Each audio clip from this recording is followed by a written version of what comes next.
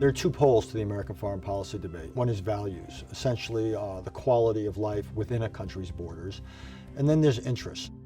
Interests, if you will, tend to be matters of economic or security or diplomatic importance. So interests could be such things as investments. Interests can be access to raw materials. Interests can be stability. When you speak about values, it really runs a range, and it deals mainly, though, with the quality of life, the degree of opportunity, the degree of freedom. It can be the basic ability of people to survive, say against a tyrannical regime, but it can also affect political freedom or religious freedom. It could also involve things about economics, standard of living, certain types of economic opportunity.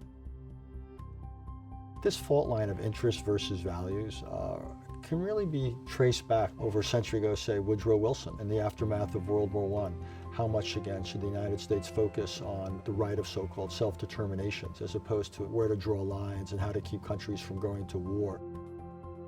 And if you look at so many of the current debates about American foreign policy, you deconstruct them, where you see someone essentially arguing we should focus more on interests or more on values.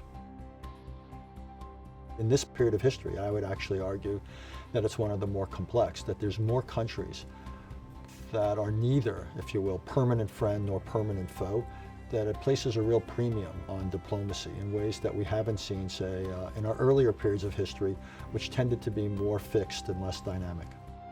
In foreign policy, again, you can't choose, if you will, what it is that's out there. The behavior of other countries, the nature of other countries simply arrives in your inbox. Then you've got to decide what to do with it.